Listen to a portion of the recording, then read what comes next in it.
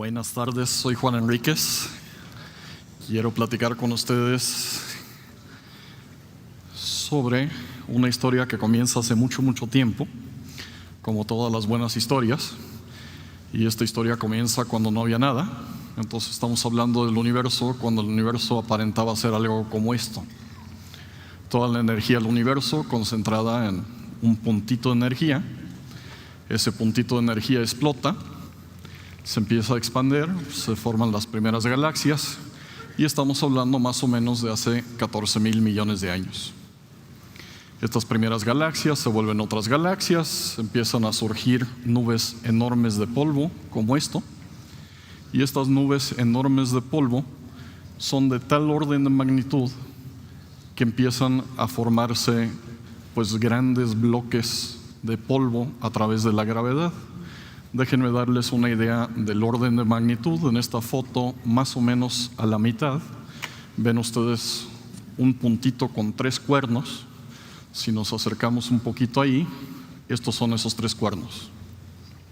Y lo que están viendo aquí, el cuerno del lado izquierdo, es como 1 trillón de kilómetros. Y es de tal orden la magnitud de la presión de la gravedad de cada uno de los puntitos de polvo que se atrae al grado que hay suficiente presión para llegar a un grado de fusión. Y entonces lo que están viendo aquí es polvo que debido a la presión de la gravedad se compacta tanto que nacen estrellas. Y lo que están viendo aquí es cómo nacen estrellas. En la parte de arriba de esto están viendo pues una docena de nuevas estrellas que se incendian, hay una explosión termonuclear y la estrella empieza a flotar, a generar otras galaxias. Este es un proceso de trillones y trillones y trillones de estrellas, sextillones de planetas, y esta galaxia en particular es interesante. Esta galaxia se empezó a formar más o menos a la tercera parte de la historia del universo. Y esta es especialmente interesante no porque sea muy grande, no porque tenga un número especial de estrellas, sino porque nosotros y ustedes estamos aquí. Este es nuestro Sol, esto es donde estamos colocados, una más de trillones de galaxias. Y en la medida en que vemos y nos acercamos un cachito más, este es el Sol. Entonces tenemos hace 4.6 mil millones de años, nace esta estrella. No es una estrella especialmente importante, no es una estrella especialmente grande o distintiva, es una estrella más. Casi inmediatamente después de que se forma esta estrella, de otro pedacito de polvo, se forma este planeta que para nosotros acaba siendo algo importante. Y eso ocurre más o menos hace 4.1, 4.3 mil millones de años. Y casi inmediatamente después se forma la vida en este planeta. Entonces empieza a haber vida, empieza a haber pues evolución, y esto sale de una sopa primordial. Luego lo que pasa es que esta vida, la primera gran evolución, llega a ser caput. Desaparece el 99.9% de la vida del planeta, se regeneran otro tipo de especies, se regenera otro tipo de vida. Y este es un proceso que ocurre por lo menos 5 veces. Entonces, por lo menos 5 veces aparece y desaparece casi toda la variedad de vida del planeta. Y lo que vamos viendo es esta evolución donde los organismos se van volviendo más y más complicados. Empezamos con virus, pasamos a protozoas, pasamos a bacterias, luego surgen los políticos. Luego surgen pues, los perritos, las vaquitas, los cerdos y finalmente los seres humanos.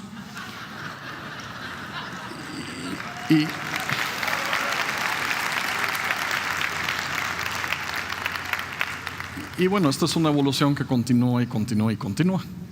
Entonces esa es la historia. El hecho es que el 99.96% de la historia del universo ocurre antes de que surja el primer protohumano. No los seres humanos, el primer protohumano. Entonces, tenemos pues 14 y tantos mil millones de años sin seres humanos. Y en ese contexto hay dos teorías del caso.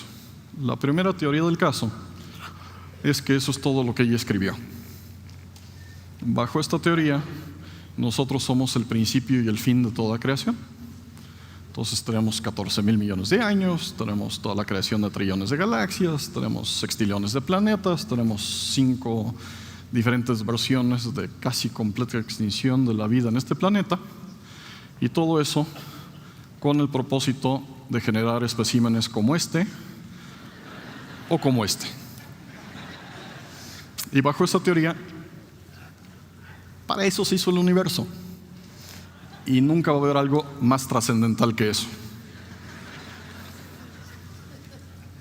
Claro, habría que hacerse una sola preguntita, si esa es nuestra teoría. ¿Acaso esa perspectiva no pudiera ser, pues, digamos, ligeramente arrogante? ¿No?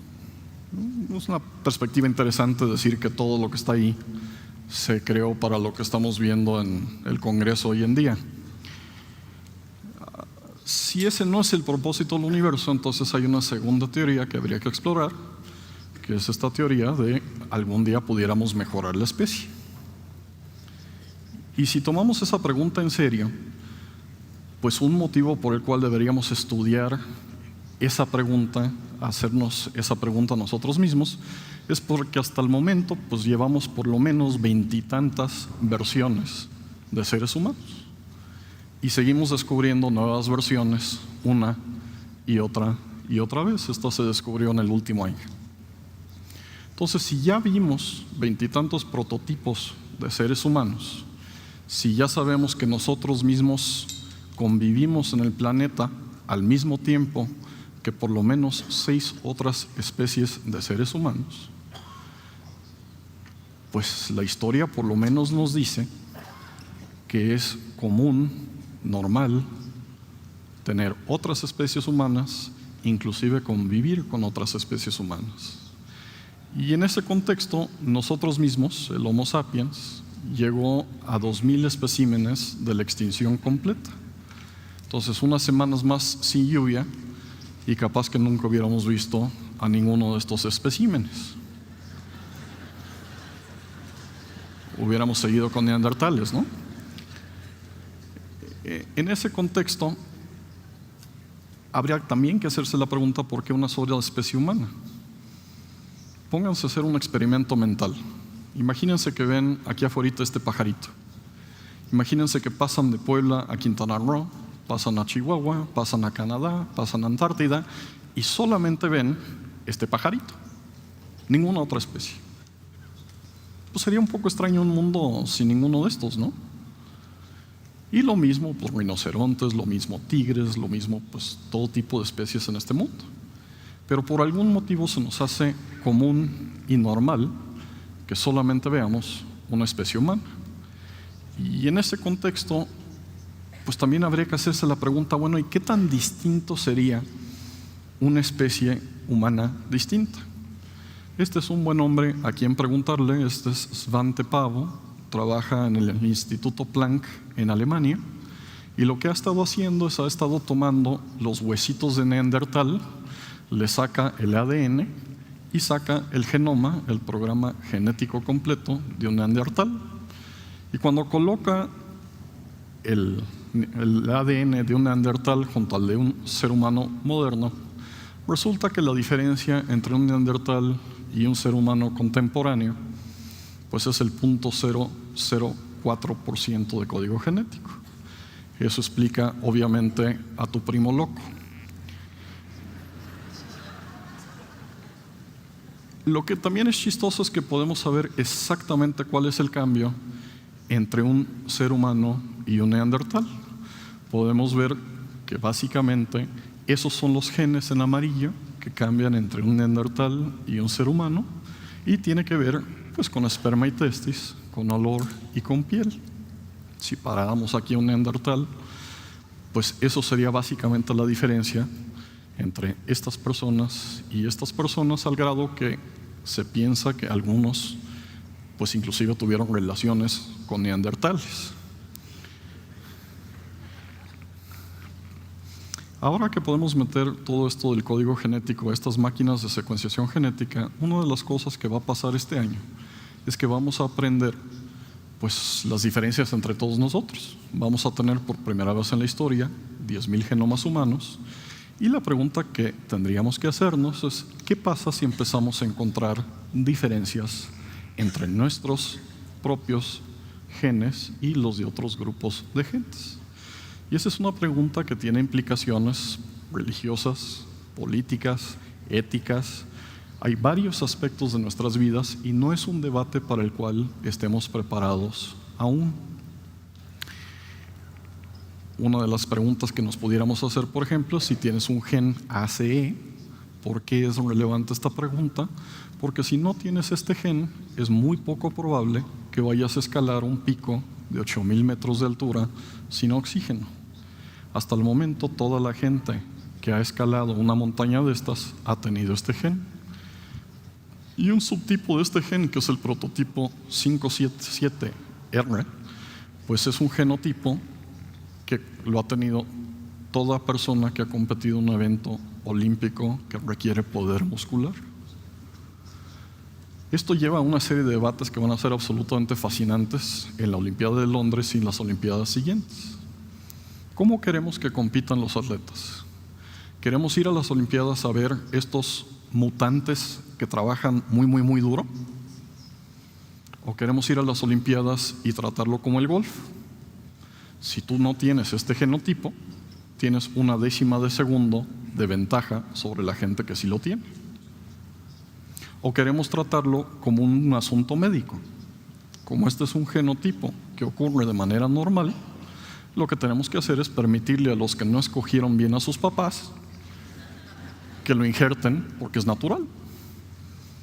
Pero estas son preguntas que se vuelven más y más relevantes y más complicadas en la medida en que hay diferencias entre los grupos que tienen este genotipo y los grupos que no tienen este genotipo. Y esto lo vamos a encontrar una y otra vez, y va a empezar este año. Y eso lleva a preguntas muy interesantes. ¿Cómo vamos a cambiar nuestra propia especie? Ya el año de 2008 hubo 10.2 millones de cirugías plásticas en Estados Unidos. Somos una especie que nos gusta cambiarnos, nos gusta modificarnos, y todo este tipo de cirugía pues va a parecer una cosa muy sencilla, muy primitiva, comparado con algunas de las cosas que vienen. Déjenme darles un par de ejemplos. Empezamos a ejecutar código genético sin tener que ejecutar el animal completo. Eso significa que igual que puedes leer un párrafo de un libro o un capítulo de un libro, puedes empezar a leer el código genético, pues específicamente de los dientes de un ratoncito.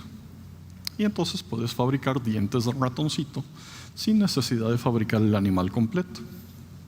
Y si eso lo puedes hacer con dientes de ratoncito, pues bueno, también lo puedes hacer con dientes humanos. Estos son experimentos que se están haciendo en la Escuela de Dentistas de Harvard, donde toman un molde biodegradable de plástico, le colocan células de dientes adultos y hacen una fotocopia del diente que perdió el paciente. Esto no les debe de sorprender. Todos ustedes nacen sin dientes, le entregan los dientes que pierden a la hada madrina, deja unos dulcecitos, vuelve a crecer un segundo juego de dientes, pero si pierden ese segundo juego de dientes, ya no vuelve a crecer otra vez un diente, a menos de que se vuelvan abogados. Pero si ya fabricaron los dientes una vez,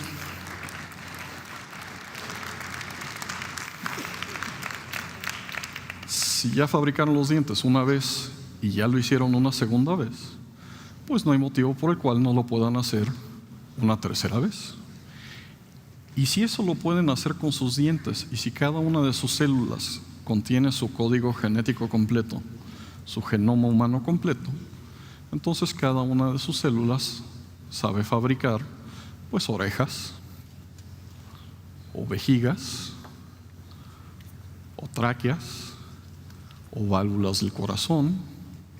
Inclusive estamos llegando al punto donde podemos empezar a imprimir piel o podemos empezar a imprimir corazones pequeños usando estas impresoras, metiéndoles células en vez de tintas. Y estas no son tecnologías exóticas hoy en día. Estos ya son tecnologías que puede uno sacar del catálogo de Harvard Biosciences, donde uno puede ordenar una maquinita para tener en casa y construir bronquia o tráquea o capilares o venas. O, si esto no les parece lo suficientemente avanzado, pues también pueden ordenar una maquinita que les permite mantener un corazoncito latiendo en la cocina de su casa. Eso es especialmente útil durante el Halloween. No hay como tener un pequeño corazón latiendo vivo para asustar niños. Entonces, cuando empezamos a juntar esta y una docena y una centena y un millar de nuevas tecnologías, que no tenemos todo el día para platicar de todo lo que está cambiando, pero créanme que hay no un laboratorio, no es una universidad, no es una conspiración, sino son cientos de miles de científicos haciendo diferentes preguntas en distintos lados para distintos motivos, que están empezando a llevar a un cambio en nuestra especie que es bastante mayor al 0.004% que veíamos con los neandertales. Y eso es lo que va a seguir en términos de especie o especies humanas. Déjenme darle 2 ejemplos de cosas que han pasado en el último año que creo que van a cambiar nuestras vidas de manera fundamental. El primero es un experimento que ocurrió en China. Acuérdense que cada una de sus células contiene el código genético completo de todo su cuerpo. Lo mismo pasa con un ratoncito. Entonces, ¿qué fue lo que hicieron los chinos? Tomaron unas células de piel de este ratoncito, le pusieron 4 químicos. Esa célula de piel es un poquito como el reset de una computadora. Es como cuando uno borra la memoria completa de la computadora y empieza de cero. Entonces, esa célula de piel se volvió una célula madre, dejaron que creciera esa célula madre y nació otro ratoncito idéntico. En esencia, ¿cómo funciona esto? Es como esquiar. Cuando se juntan su madre y su padre, se forma una sola célula, se forman 2, se forman 4, se forman 8. Esas células son células madres pluripotentes, se pueden volver cualquier parte de su cuerpo, igual que un esquiador puede bajar por cualquier parte de esta montaña. Y si baja por aquí, pues entonces esas células se vuelven neuronas. Si baja por aquí, se vuelven hueso. Luego los huesos empiezan a generar platelets, o empiezan a generar macrophages, o empiezan a generar T-cells. O si baja por esta parte de la montaña, generan músculo. Lo que es especialmente importante de lo que hicieron los chinos es que generaron pues un ski lift, un funicular, que con esos 4 químicos vuelve cualquier célula del cuerpo una célula madre, y entonces ya podemos empezar a generar células madres humanas a partir de células de piel. Y esas células de piel, a partir de agosto pasado, las podemos empezar a generar pues en células de hígado o de otras partes de nuestros cuerpos, porque cada una de nuestras células sabe cómo fabricar cada parte de nuestro cuerpo o nuestro cuerpo completo. Y esto pudiera tener una que otra implicación, pues moral, ética, religiosa, pudiera cambiar ciertas cosas. Segundo experimento. Este señor de aquí es un señor que se llama Ed Boyden, es un medio genio loco, trabaja en MIT, y lo que hizo Ed es tomó un retrovirus, un virus que puede infectar el cerebro, le colocó una proteína que florece, es como las luciérnagas o es como el mar cuando es una noche bonita que mete el agua y hay fosforescencia, y esa fosforescencia dentro del cerebro permite que uno vea exactamente qué partes del cerebro de un ratoncito se iluminan cuando el ratoncito siente, huele, se acuerda, siente dolor, siente una emoción, y podemos empezar a ver exactamente cómo se hace una memoria. Y lo interesante es que ahora teniendo 2 tipos de colores, puede empezar a hacer una imagen de lo que pasa en los cerebros usando luz en código binario. Y eso significa que podemos bajar los impulsos de cualquier cerebro directamente a una computadora.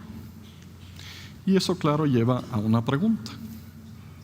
Algún día pudiéramos archivar no solamente las memorias de un ratoncito, capaz que pudiéramos archivar las memorias de un ser humano. Y si podemos archivar las memorias de un ser humano y podemos reproducir una copia idéntica de cada uno de nuestros cuerpos, y capaz que pudiéramos bajar las memorias de otras gentes, pues eso también pudiera tener una que otra implicación para el futuro de la humanidad. Entonces, ¿qué es lo que estamos finalmente viendo? La tesis que estamos manejando Steve Gallons y yo, y Steve manejó los programas doctorales de la Escuela de Medicina de Harvard, es que estamos viendo la evolución de una nueva especie. Esa nueva especie no es solamente un Homo sapiens, un ser consciente de su entorno, es un Homo evolutis, que para bien y para mal, es una especie que empieza de manera directa y deliberada a controlar la evolución de su especie y de virus, y de bacterias, y de plantas, y de animales. Y ese es un cambio absolutamente fundamental en quiénes somos, qué somos. Es un cambio que ustedes empiezan a vivir hoy, y es un cambio que van a estar viviendo de manera plena sus nietos. Y no hay un aspecto de este planeta, no hay un aspecto del ser humano que no vaya a cambiar con todo esto. Muchísimas gracias. ¡Bravo! Es un honor,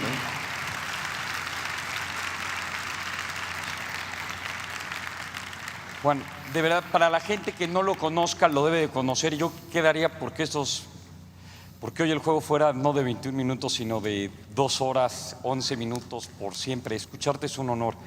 Juan, allí pusiste en signo de interrogación inmortalidad, y sabemos que Ray Kurzweil y mucha gente está hablando de esto. Mucha gente se pregunta, bueno, con todos estos avances y que el conocimiento es exponencial, para tu perspectiva, 2 preguntas muy breves. Uno es la esperanza de vida promedio, y 2, la inequidad en corto y mediano plazo con estos avances tecnológicos, científicos. Mira, hay 2 cosas que están pasando. Uno, si yo les digo a ustedes que sus hijos van a vivir en promedio 120, 130 años, pudiera parecer absolutamente loco y estúpido, salvo que nuestros abuelos vivían en promedio 40 años. Entonces ya duplicamos en una generación y media el promedio de vida. No se nos debe hacer extraño que lo vamos a volver a hacer. Y lo chistoso es que en la medida en que quitamos el veto de lo que son las enfermedades del corazón, el veto del Alzheimer y el veto del cáncer, la 4ª causa de muerte son los accidentes. Entonces nos vamos a morir principalmente porque nos caemos en una escalera, porque manejamos mal, porque no vimos el camión cuando nos bajamos de la acera, porque nuestro amigo nos metió el pie, en fin, una serie de tonterías. La segunda pregunta que haces sobre la inmortalidad, sobre la inequidad. Esa es una pregunta bien importante para México. ¿Por qué? Porque como nunca podemos generar riqueza, esto va a cambiar de manera fundamental el mundo, cómo se genera riqueza, dónde, quién es un país poderoso, cuál es una industria poderosa, y todos esos cambios los vamos a ver de manera absolutamente brutal, igual que Singapur, que tenía el ingreso de Ghana en 1965, hoy tiene un ingreso superior a Estados Unidos. Igual que Corea, en 1975 tenía el ingreso de la 5ª parte de un mexicano, hoy tiene 5 veces más. Estas tecnologías son una enorme garrocha que nos permite brincar enormes obstáculos, pero única y exclusivamente si educamos a nuestros hijos, si nuestras universidades saben cómo generar nuevas compañías y emprendedores a partir de nuevos descubrimientos y patentes. Si eso no lo logramos hacer en México, vamos a ser un país cada vez más pobre, con menos empleo, y es momento de tomar esto en serio, porque por un lado nunca hemos podido generar tanta riqueza en tan poco tiempo, pero por otro lado nunca ha habido el potencial para diferenciar de manera brutal un país que entiende y un país que no se ha reseteado. Muchas gracias. Gracias a ti. De verdad, increíble, de verdad.